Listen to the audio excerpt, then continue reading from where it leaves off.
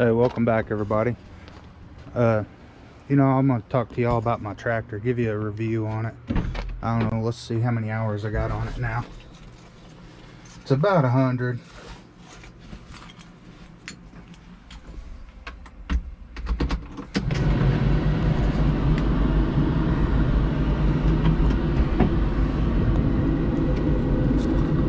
Local news and weather, national news, and the best country from yesterday and...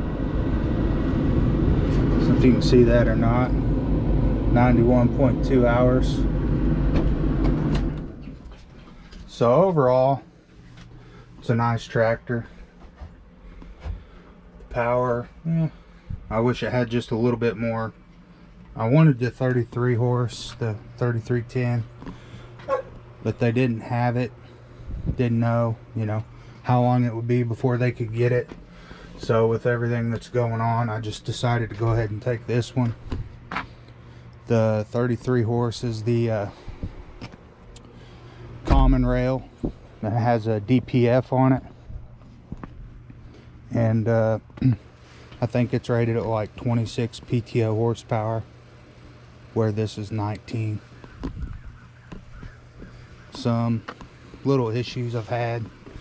I lost one of these circle clips, don't know how, so I just put a hairpin, cotter pin in there. What else? Any other little issues I've had with it?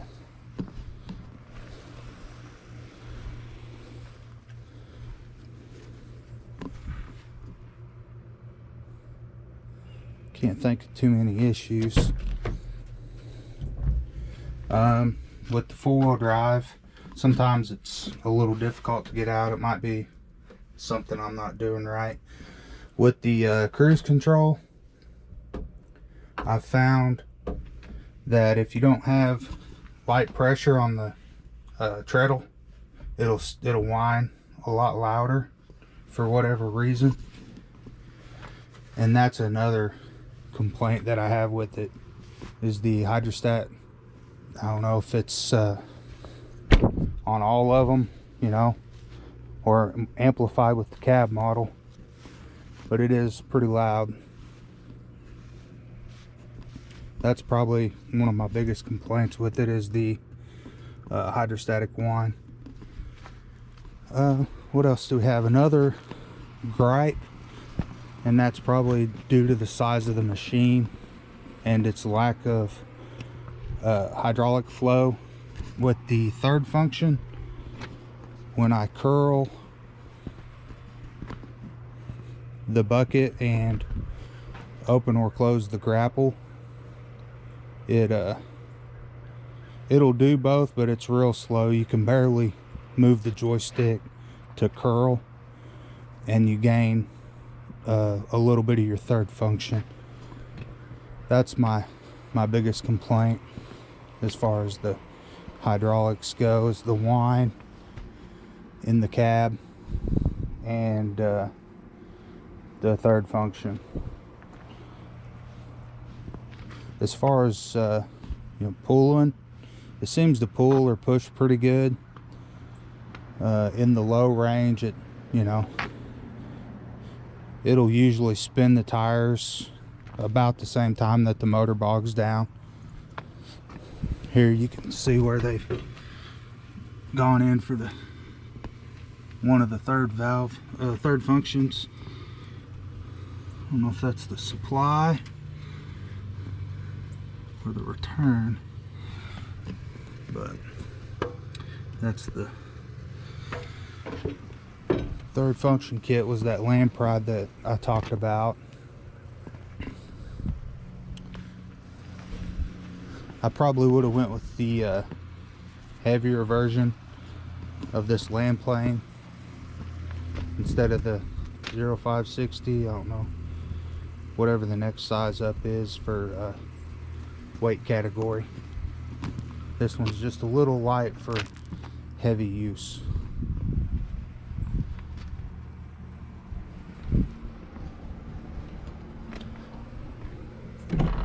See, the diff there, it can be a bear to get down. They make a little pedal extension or like a stomp pad. That might be something I'll purchase in the future. The independent brakes are so-so. And for high range, anything other than flat ground, you don't have enough power.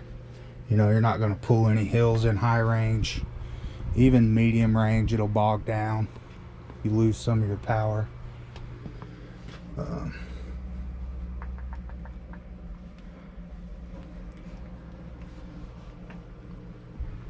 What else?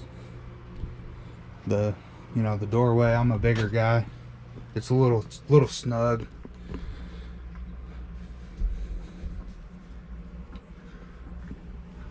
The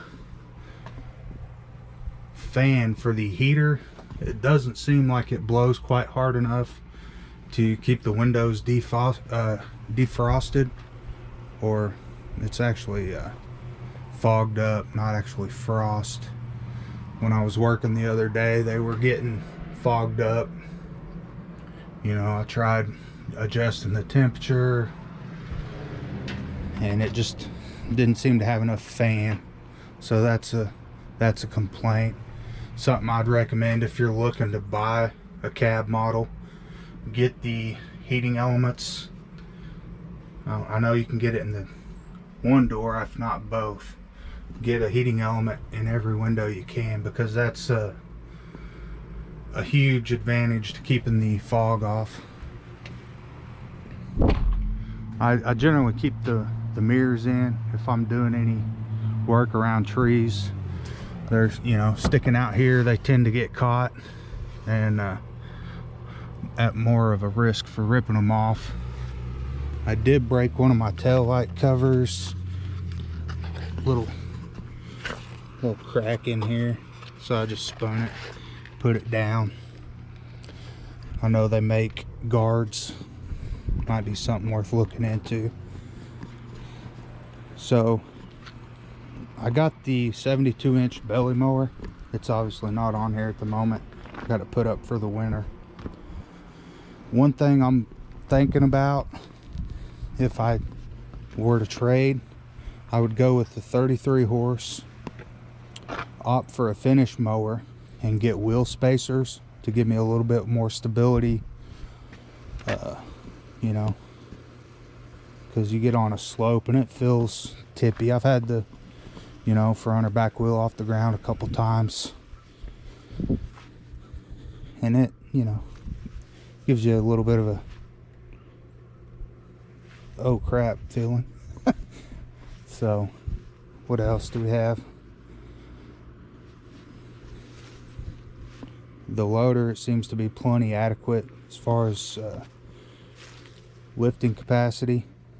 You know, you can lift the rear wheels up with the loader, no problem. So without ballast, or even with ballast, you can exceed the weight of the tractor with the loader. This is a 60-inch bucket, light duty, skid steer, quick attach. I welded hooks on there. Don't look too close at my bubblegum welds. But overall, it's been a, you know, a nice tractor.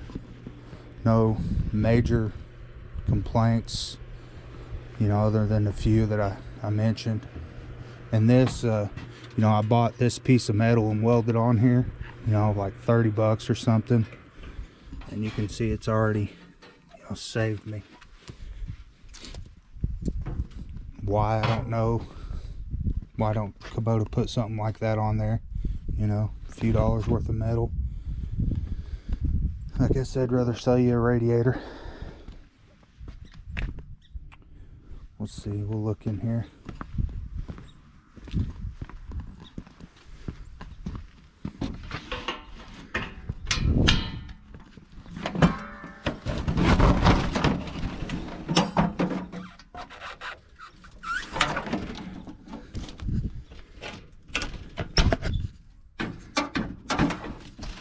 So here's the little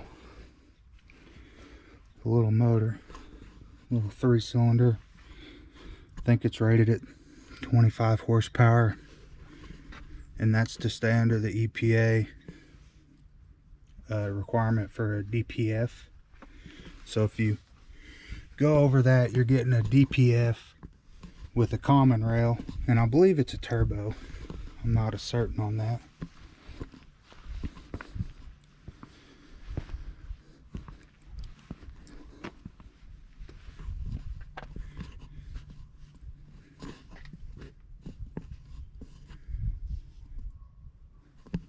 These come off, these little side panels.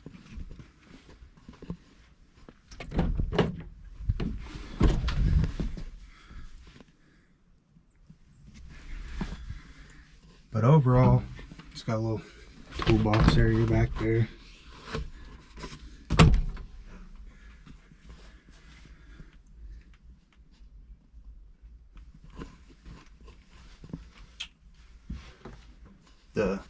That's the treadle pedal is a common topic of discussion. I'm not a diehard Kubota fan. I'm not, gonna argue with you and tell you that they're better than the others, or it's that the other. You do get used to it. It's still not ideal. More times than not, I just use my toe. I don't use the heel a whole lot. I just slide my boot under there.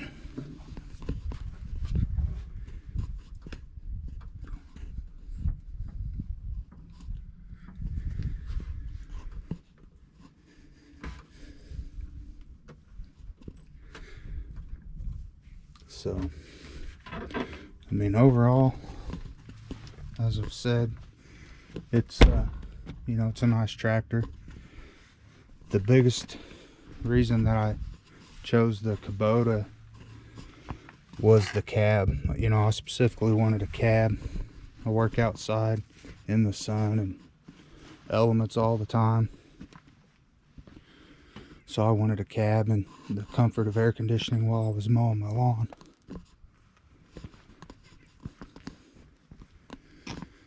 But I like it, and probably the couple things I would change would be doing away with the mid-mount mower, because you can't run wheel spacers with the mid-mount mower.